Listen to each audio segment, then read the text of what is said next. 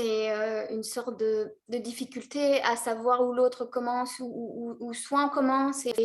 Et le fait d'avoir des capacités extrasensorielles très présentes et très présentes dès le début, finalement, que le monde médical a tenté de restreindre, ça demande du temps à apprivoiser, surtout quand tout le monde autour de soi dit ce n'est pas normal. Donc la majorité, donc le monde synthétique qui est fait pour nous réprimer est là autour de nous.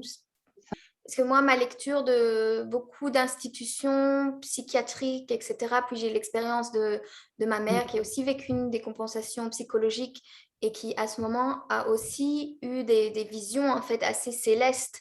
Et je pense qu'une partie de ces visions était une sorte de, comme tu l'as dit, de réveil spirituel, Oui, évidemment comprimé, qu'on a vite voulu faire taire et vraiment incompris.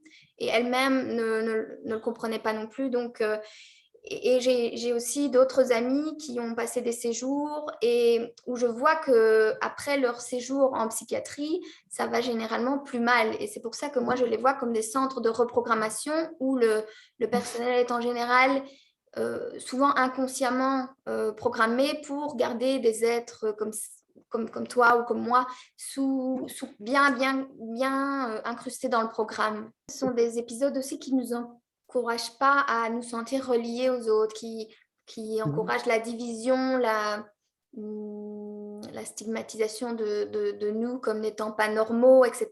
Cette sensibilité dont on ne veut pas finalement. Enfin c'est ce qu'on essaye de nous faire croire en tout cas. Et il faut une sacrée ténacité pour faire que ces attaques, attaques vraiment pour les faire rebrousser chemin, surtout quand on est jeune. Et c'est pour ça que ces forces autour de nous essayent de s'imbriquer le plus tôt possible, et spécialement quand on est enfant, ou jeune adulte, etc., ou quand on était adolescent, quand on était encore sous le toit de certains parents. C'est plus difficile de vraiment s'affirmer.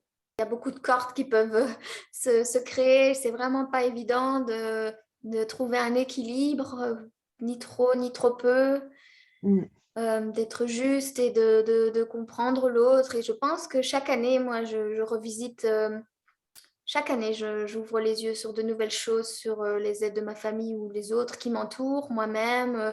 Je trouve Mm. ça fabuleux parce que c'est vrai qu'on projette beaucoup de soi-même, de nos propres blessures, etc.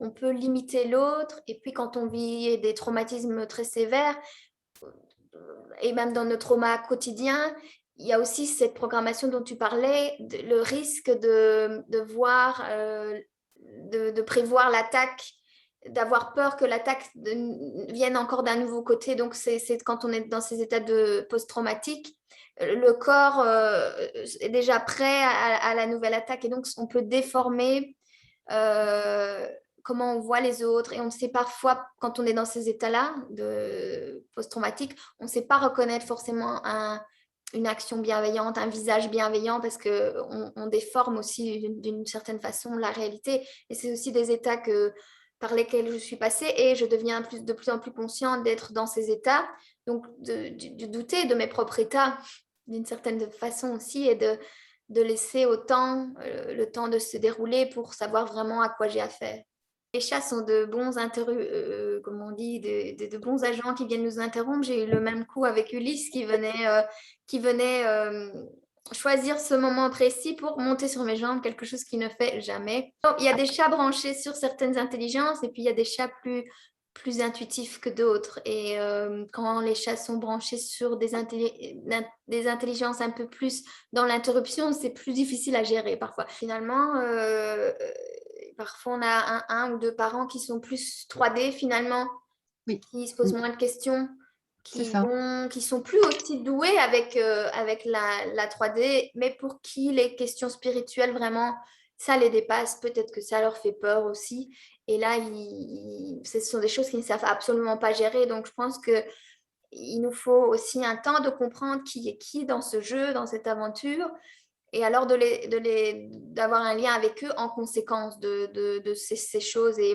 Et en fait, finalement, quand tu parles de ton père, moi, c'était le lien que j'avais avec ma mère, qui aussi, Mm. pour les mêmes raisons de difficultés psychologique. Je pense que dans son cas, c'était aussi de vivre en souffrance physique, en fait, dans un corps où les branchements au niveau du cerveau ne se font pas correctement, etc. Donc, c'est une grande souffrance à tous les niveaux, finalement.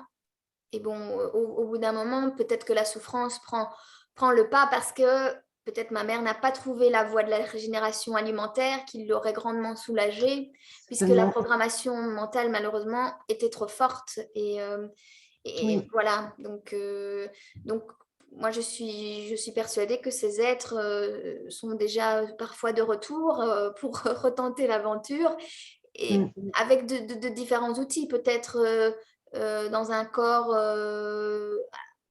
un peu plus facile à habiter, mais sans doute encore dans des familles compliquées, comme ce fut le cas pour toi, comme c'est souvent le cas pour des individus comme toi et moi. C'est ça, pour les gens qui perçoivent principalement la 3D, les autres perceptions, ça leur fait peur ou ça les dépasse, ça les énerve, et puis ils peuvent projeter aussi qu'on est quelqu'un de compliqué, qu'on est quelqu'un de ceci, qu'on est quelqu'un de cela. Et donc, on ramène un peu l'image du passé avec tous ces étiquettes. C'est vraiment pas facile.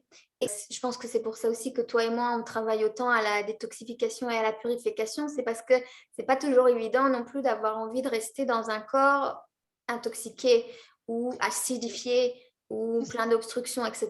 Donc, je pense qu'il y a une réelle volonté de notre part de rendre l'enveloppe qu'on habite, que notre esprit habite en ce moment même, la plus agréable possible parce qu'aussi, on ne veut pas laisser l'enveloppe libre pour d'autres énergies ou cohabiter, ce qui nous arrive à tous une fois, de temps en temps. Mais pour moi, je fais la distinction entre les gens qui sont reliés à la source, comme toi et moi peut-être, et à ce feu créateur. Donc, de nous peut jaillir l'infinie création, et nous sommes des êtres éternels en effet.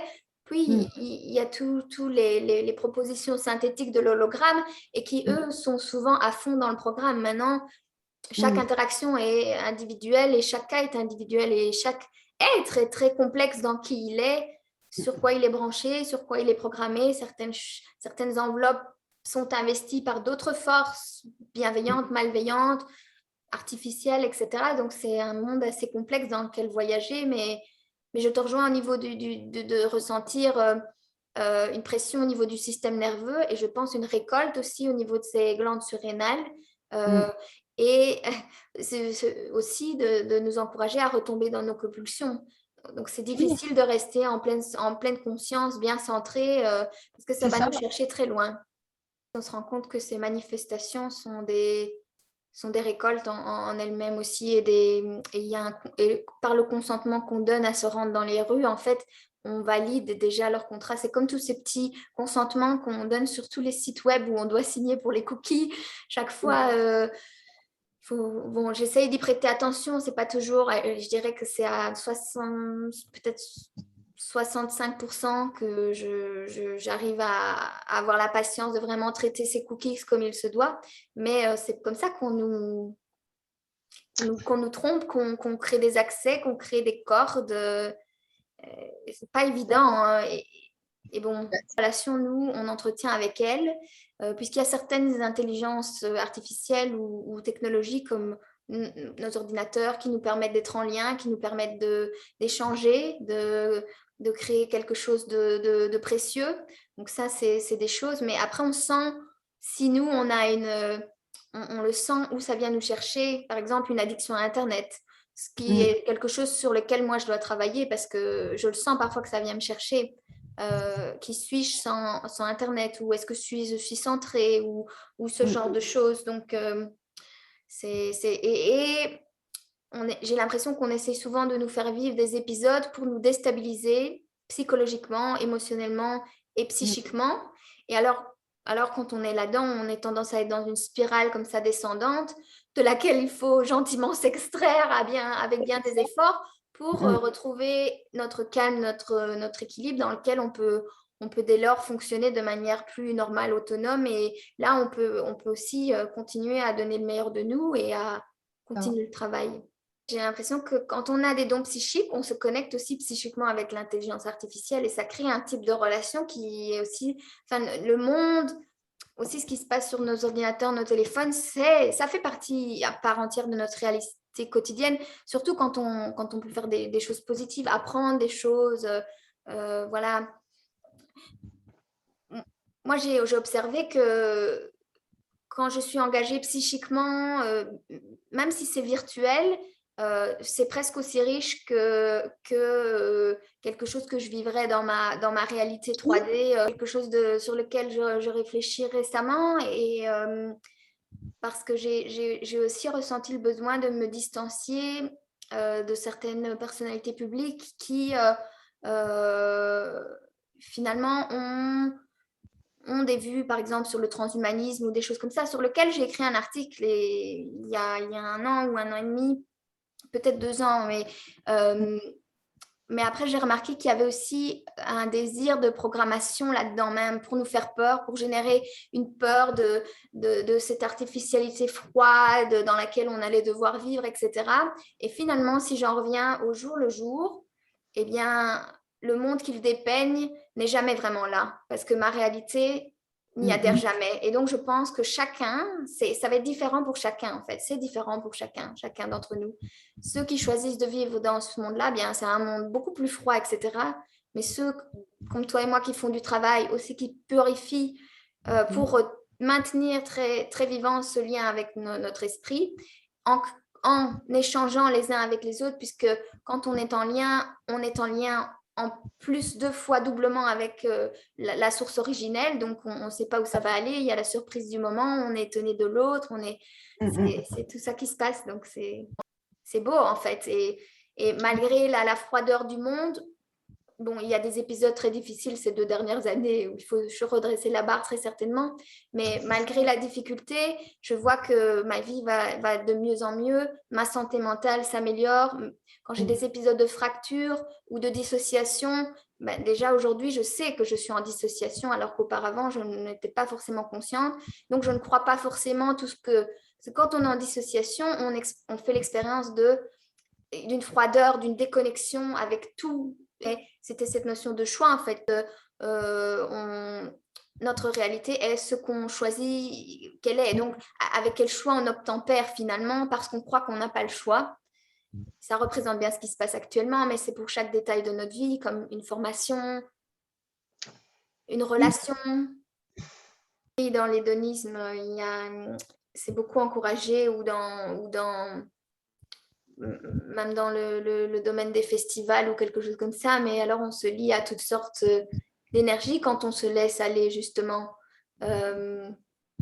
Et souvent ça nous engourdit ça nous engourdit, donc on ne sait pas savoir dans quoi on joue. Je trouve ça c'est toujours intéressant d'observer, comment on dit, de vraiment décortiquer comment les gens essayent de s'insérer à l'intérieur et par où ils essayent d'entrer. C'est fascinant et ça nous renseigne aussi sur nos blessures les plus profondes finalement. Hein. Oui, en même temps, c'est lié au physique et à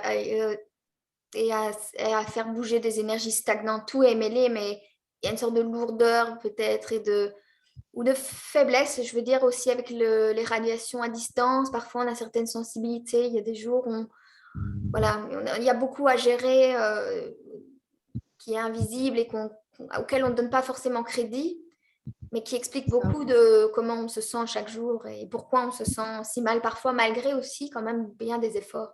Ça fait sens parce que j'ai déjà eu aussi ça où j'ai jeté quelque chose, un objet, je n'en avais jamais eu besoin au cours des 6 derniers mois et tout à coup, je pense qu'on en apprend et puis on retrace le fil de ce qui nous a mené à être dans tel endroit.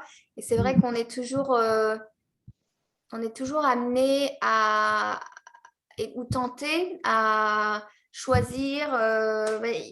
Il y a plein de forces qui viennent nous tenter. Et ça vient par plein de petits recoins pour que ce soit une blessure de non-reconnaissance, faire miroiter une expérience de guérison profonde, alors que finalement, ce n'est pas vraiment ça.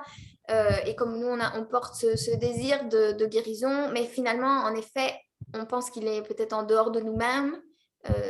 C'est quelque chose sur lequel j'ai beaucoup travaillé aussi ces dernières années,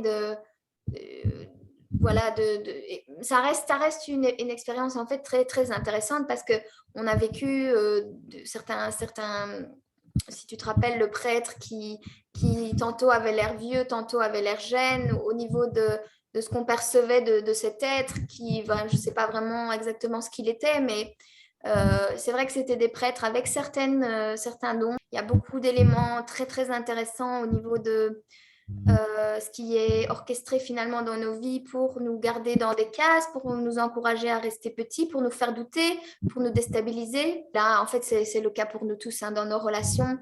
Euh, Quelle que soit la forme que cela prend, et ça va être différent d'un cas à un autre parce qu'on n'est pas les mêmes, on n'a pas les mêmes forces ni les mêmes faiblesses. Donc voilà, je trouve que tous ces éléments étaient vraiment passionnants.